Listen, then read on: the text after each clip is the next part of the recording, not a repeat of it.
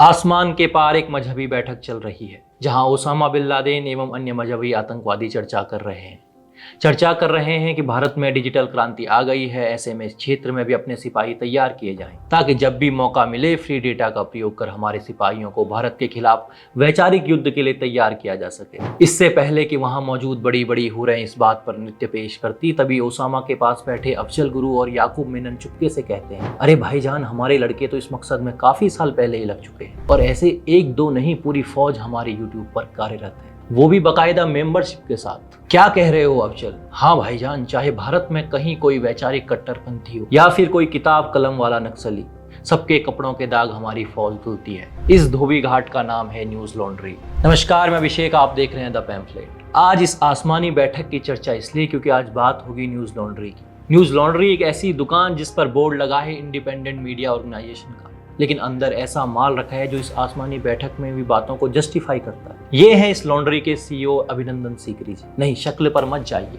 मैं चंदन वाले वीरप्पन की बात नहीं कर रहा हूँ, मैं दिल्ली वाले नंदन की बात कर रहा हूँ, लेकिन बौद्धिक स्तर से ये वीरप्पन को ही मैच करते हैं। ताजा मामला ये है कि मुर्शिदाबाद में हिंसक मुस्लिम भीड़ के कृत्य पर न्यूज लॉन्ड्री ने अपनी वॉशिंग मशीन चला दी। न्यूज लॉन्ड्री अपने पॉडकास्ट में बंगाल के किसी कथित पत्रकार निर्मल्या मुखर्जी को बुलाता है, जहां ये मुखर्जी कहता है कि किसी ने मुस्लिम भीड़ को उकसाया होगा, तभी हिंसा हुई होगी।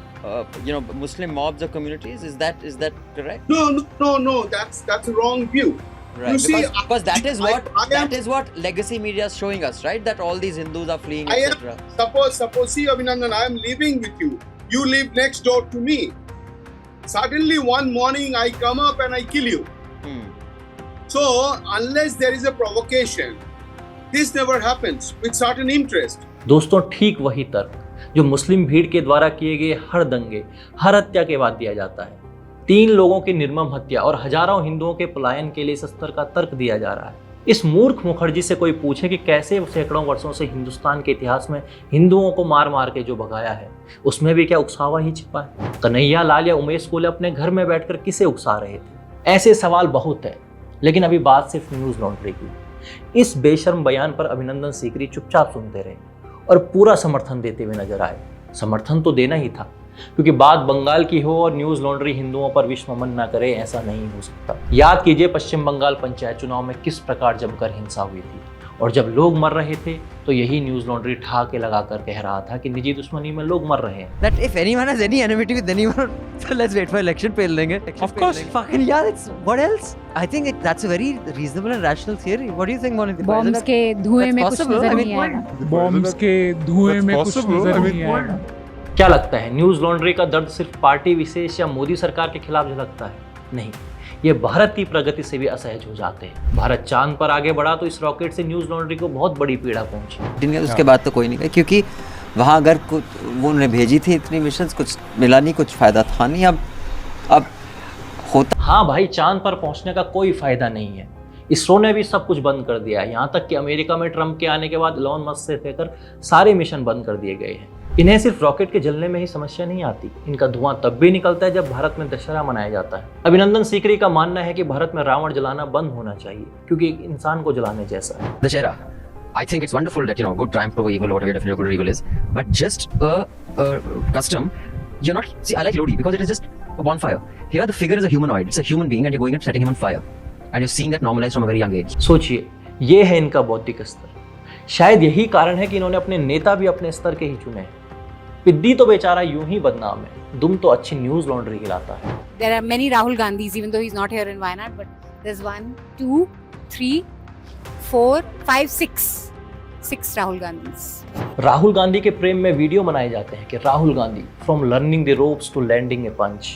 पत्रकारिता का एक नमूना मनीषा पांडे के इस सवाल में देखिए। What are the similarities between Rajiv Gandhi and Rahul Gandhi for you as someone who's covered both of them? वाह, क्या सवाल है कि राजीव गांधी और राहुल गांधी में क्या समानता है। There are many Rahul Gandhis, even though he's not here in Wayanad, but there's 1, 2, 3, 4, 5, 6 Rahul Gandhis. Rajiv Gandhi भ्रष्टाचार करते थे, लेकिन राहुल गांधी भ्रष्टाचार के मामले में बेल पर हैं।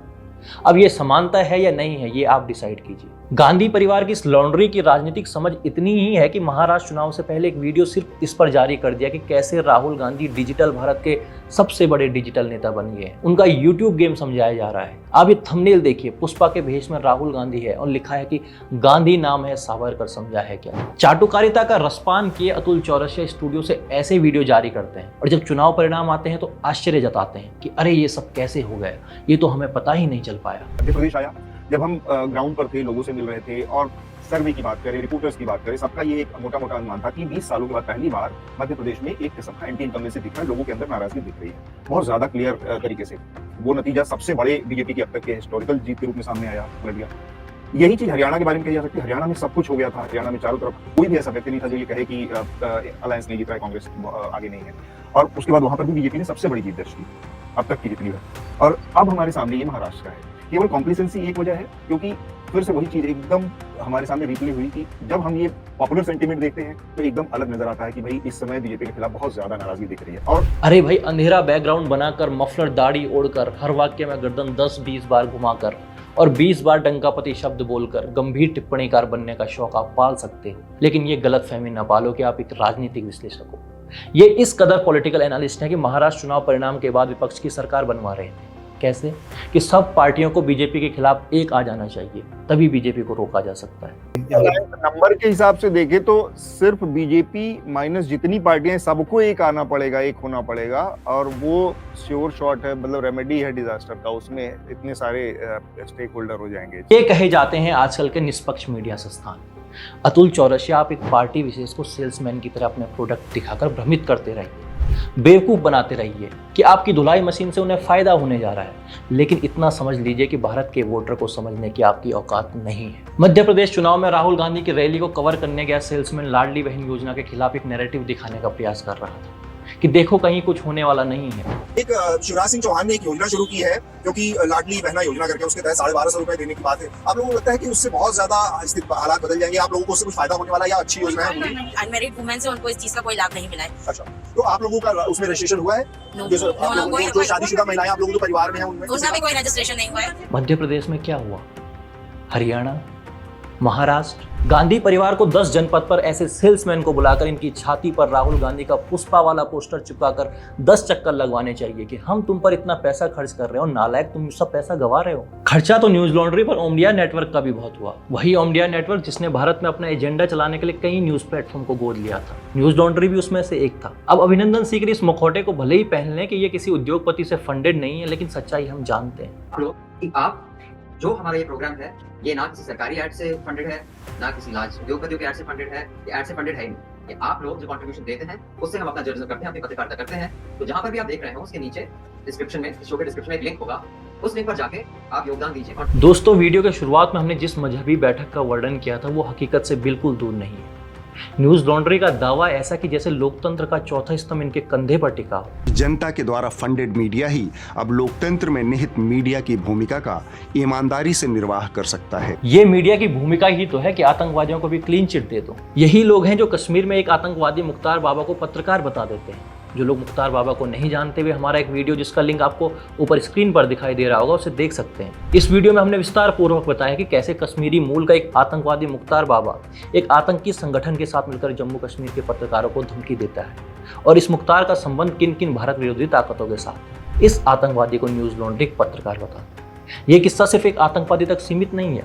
शर्जील उस्मानी जैसे जहरीले व्यक्ति भी न्यूज लॉन्ड्री प्लेटफॉर्म में काम करते हैं, लेख लिखते हैं। अगर आप शर्जील उस्मानी के बारे में नहीं जानते तो हम बता देते हैं। ये वही व्यक्ति है जो महाराष्ट्र में भाषण देता है कि हिंदुस्तान में हिंदू समाज सड़ चुका है। ये जो लोग लिंचिंग करते हैं, कत्ल करते हैं, वे कत्ल करने के बाद अपने घर जाते होंगे तो क्या करते होंगे अपने साथ? अपने घर में मोहब्बत भी कर रहे हैं, अपने बाप का पैर भी छू रहे हैं, मंदिर में पूजा भी कर रहे हैं, फिर बाहर आकर यही करते हैं। ये है न्यूज लॉन्ड्री के ऐसे स्तंभ जो लोकतंत्र को मजबूत कर रहे हैं। ताहिर हुसैन को दिल्ली दंगों में पकड़ा जाता है तो सबसे पहले बचाव में यही लोग कूदते हैं। बेशर्मी से पूछते हैं कि सबूत कहाँ है। पुलिस मामले की जांच करती है, चार्जशीट दायर होती है और कोर्ट फैसला सुनाती है कि ताहिर हुसैन ही दिल्ली दंगों का मास्टरमाइंड है। शायद उस दिन न्यूज लॉन्ड्री में मातम का माहौल रहा हो, इसलिए खबर नहीं छाप पाए कि हमने मीडिया से सबूत मांगा था और अब हमें माफ किया जाए। ऐसा ही तो होता है। अगर आप मीडिया का जिम्मा कंधे पर लेकर चल रहे हैं तो प्रोपेगेंडा के लिए माफी तो मांगिए।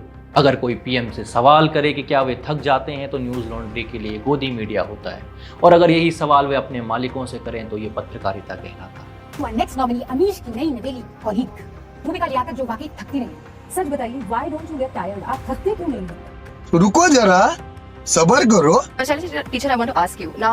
You had a very long year. You've had to fight COVID and the situation in Kerala. You've also now hold the position of health minister in Kerala, and now you're contesting as an MLA. What is your day like? And are you a little tired by any chance? Mukhtar Baba, Sharjeel Usmani, Tahir Hussain, Paschim Bangal, list बहुत लंबी है। देखा जाए तो urban नक्सल शब्द को सबसे अधिक प्रासंगिक बनाया है तो सिर्फ न्यूज़ लॉन्ड्री ने। मानसिकता नक्सलियों जैसी, बस हाथों में बंदूक की बजाय अब कलम है, और सामने है एक कैमरा जिसके सहारे देश में हो रहे ऐसे सभी पाप धुलने हैं कि आपकी लॉन्ड्री के तेल का खर्चा निकलता रहे।